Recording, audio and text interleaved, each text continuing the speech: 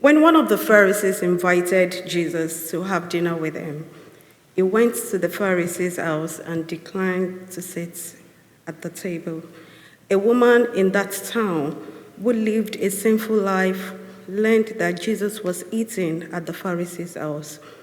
So she came there and with a jar of perfume.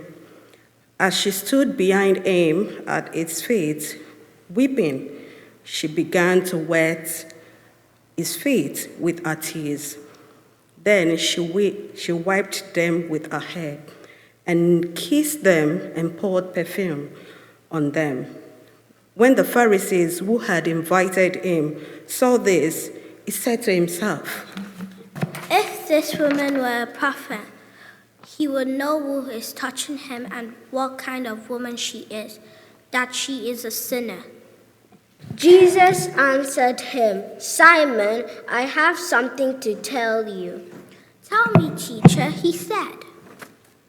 And two people owed money to a certain moneylender. One owed him 500 denarii and the other 50. Neither of them had the money to pay him back, so he forgave the debt of both. None which of them will love him more.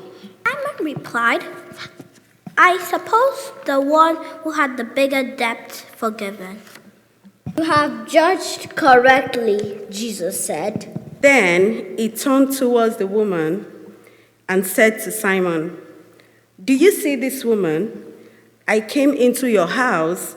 You did not give me any water for my feet, but she wept my feet with her tears and wiped them with her hair.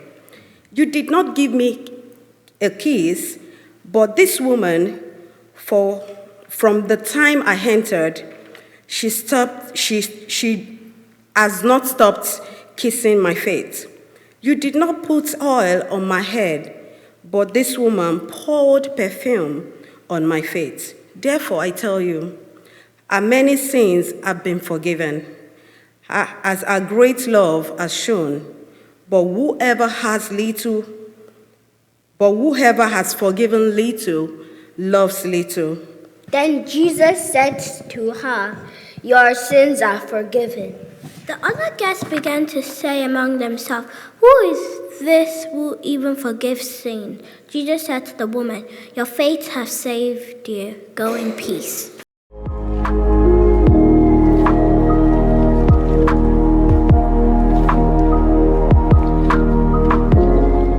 So, do you see this woman, or do you see this person? Right, what film is this coming up now? Conclave. Who's seen Conclave? 1, 2, 3. Yeah, it's a great film and perfect for now when a new pope's being elected. On that picture, it's not very clear. What do you notice about that picture and the people in it? They're all what? Yeah, they're all wearing the red robes. Anything else? All men. They're all men. Yeah. So who is not shown? Women. I couldn't find a picture on the internet of the dining room scene where they're not all men. For some reason, they're not there. There's loads of pictures of men. When they meet for conclave to elect a new pope, they're not to have any contact with the outside world or to speak to anyone who's not part of the conclave. And yet, there are loads of women there, nuns serving them at mealtime, sorting their rooms out. But they're unseen people. They're only noticed later on in the film when something dramatic happens. I won't tell you what it is, because you might yet see the film. It's worth watching. Up till then, they were unseen people. Let's just move on from that slide. Right. Do you see this person? In the story we've had of the woman who washed Jesus' feet, it's quite possible that the people there thought she was one of the servants, because they would have had serving girls, and they would be unseen, unnoticed, unheard.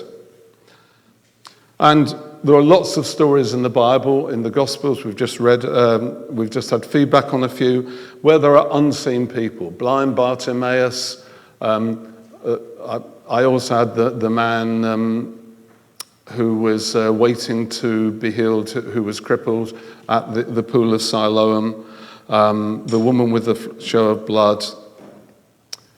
But as with the nuns in the conclave, the guests at Simon's house wouldn't have seen this woman. They weren't blind, but they wouldn't have seen her. They wouldn't have noticed her. She was a nobody until she did something dramatic that provoked their disgust. So my first little thought is, how many people in our world, in our community, even in our church, are unseen, unnoticed, unrecognized? How many people get left out because we don't even notice them? And Jesus says to us, do you see this person? And for children, are there children in your school who are ignored by others, who no one seems to notice? I have a quote here that I saw on last night on the account of the Pope's funeral. And this person, his name's Cedric Misa Kasango, who's from the Democratic Republic of the Congo and a refugee. He said, throughout the Pope's tenure, he oft-times sided with the plight of refugees and urged compassion for people fleeing their homes. Sometimes, he said, foreign people are invisible. But he was made visible by the way he was treated by the Pope. So, my first thought is, who are the unseen people in our church, in our society, in our community? Right. Do you see this person? There's a picture coming up. So move to the next slide. Who do you see? Prisoners. Anyone? Guards. A lot of upset people. Right. Well, when a certain president saw them, he said they were some of the most violent alien enemies of the world and barbarians. Okay, but this woman, this is Marilis Casquip Lopez. When she saw these persons, do you know who she saw? Next slide. She saw her son. Next slide. Her 24-year-old son, Francisco Jose Garcia Casquic. He had been rounded up with some other Venezuelans, and with no evidence against them being presented in court and a court order forbidding the flights, they were sent to a dreadful, notorious prison in El Salvador, the Terrorism Confinement Center. Pardon? Because he's the president and people do what he says. It's been shown since then that some of these people are innocent, but he says he can't get them back, and the president of El Salvador says he can't send them back. Certain limits, you see, on power. Do you see this person? We just see groups of people sometimes. Let's move on. Do you see this woman? Do you see this person? When the woman poured perfume on Jesus' feet and dried them with her hair, they certainly saw her then. She had gate-crashed their meal. She'd wasted precious perfume and used her uncovered hair to wash Jesus' feet. According to Jewish teaching, the Mishnah and the Torah, it's a disgrace for a woman to have her hair uncovered in public. It's a sign of an immoral woman. They certainly saw her, but what did they see? Well, what did it say she was? What did Simon say she was? That if Jesus knew who she was, what was she? Immoral, a sinful woman. Did you notice that even the title of the video was Jesus and the Sinful Woman? Not the proud Pharisee. It was even in the New International Version of the Bible, the subtitle is Jesus and the Sinful Woman. What's this all about?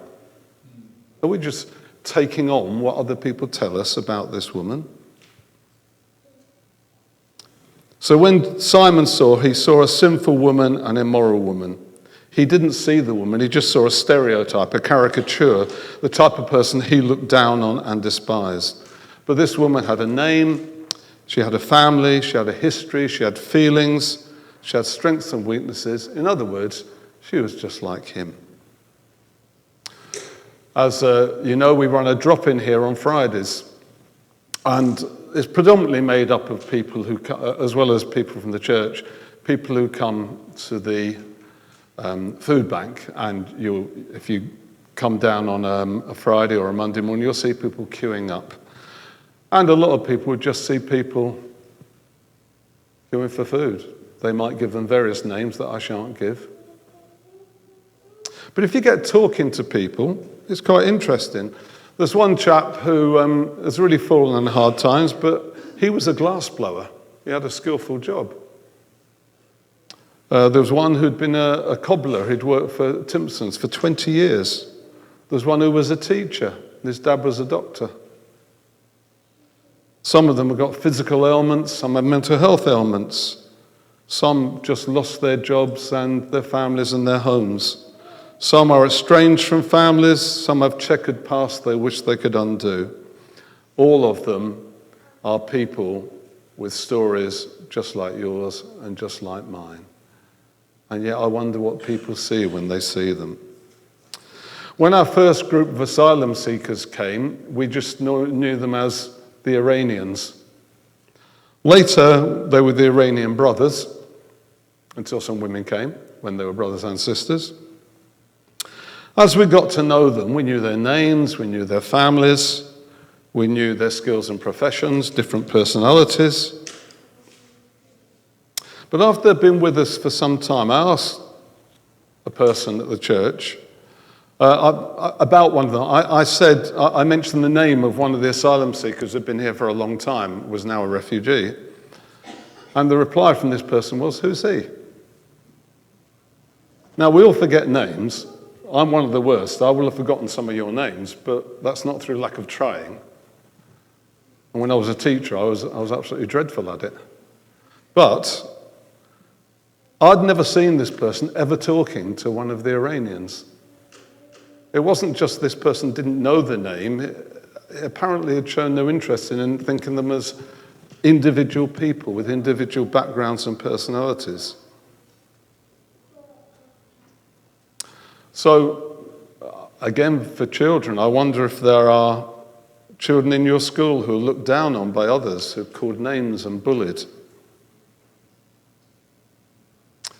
There's a film, has anyone seen the film called Persian Lessons?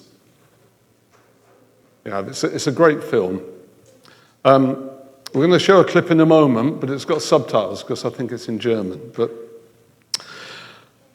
in the film, Gilles, who is Belgian, is a Jewish man and is captured by the Nazis. But on him, he has a Persian book. And he claims to be a Persian called Reza.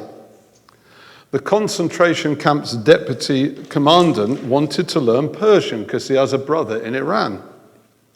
And he asked Gilles to teach him. Now, Gilles didn't know any Persian words, so he made them up. And he spent the rest of the time in the camp making up words and teaching them to this man, Koch, until he learned them. He based the words on the names of Jewish prisoners who are being gassed. Now, the upshot of the film is that when at the end of the war, the deputy commander, Koch, escapes the Allies and goes to Iran. And when he goes through customs, he tries to speak Persian to them. And he gets arrested because, of course, he's talking absolute nonsense. I've spoilt the M for you if you see it now. But when the camp was being evacuated and the remaining prisoners were sent on a death march, I don't know if you've heard of those, they were sent on a death march. Many of them died on these marches. Gilles joined these. Even though he'd been rescued by this man because teaching in Persian, he joined the people going to their death. And Koch came along and pulled him out of the crowd. Right, one more short thought. Quote from Gregory Boyle in a book called The Whole Language. True community happens when every member is constantly looking around and saying, who needs to be loved? Who needs to be loved? This is a real challenge to me. It's a step beyond seeing people. It's what you do after you've seen them. Do you sit with, mix with, talk to only people who are like you, who you feel comfortable with? What about children at school? Do you mix with only people you find it easy to be with? Who needs to be loved? We pride ourselves on being a welcoming church, but just shaking someone's hand and welcoming them on a Sunday is not really welcoming them. I've probably told you before about a church I went to in Hexham, I think 9 times in just over a year. And on the 9th occasion I was asked, have you been here before? Now, they always shook my hand, and they always welcomed me, but 9 times, and there wasn't even, I think I may have seen you before, as I sometimes, have you been here before? Welcoming is a positive, active thing, and it can be hard and costly. So who needs to be loved in our church, in our community? I was tempted to name people we all know who've exemplified this, but that would mean embarrassing them and leaving people out. I'm thinking of people who've taken strangers into their homes, often at some cost. Those who've kept contacts with and cared for others that people may have forgotten or think nothing of. Think of people who used to attend church but no longer do for a number of reasons. Do we look around and say, who needs to be loved? It's not to make you feel guilty. That doesn't do anyone any good. It's to make us think about how we can do things better, to be Christ to those who feel neglected or left out. When we welcome new members to the church, I don't know if you noticed, we promise them hospitality.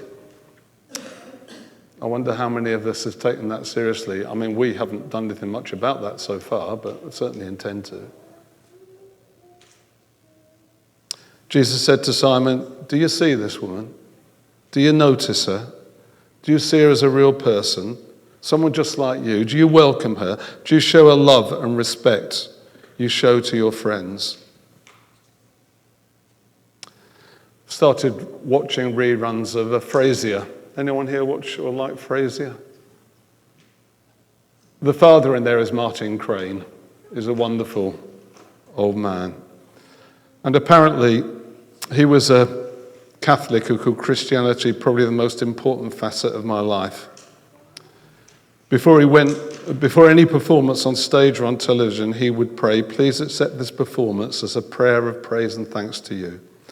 And he would repeatedly pray, dear God, please help me to treat everybody, including myself, with love, respect, and dignity. And we need to pray for wisdom, for compassion, to see others as God sees them through Jesus' eyes, so that we look around and said, who needs to be loved and how can I love them? Amen.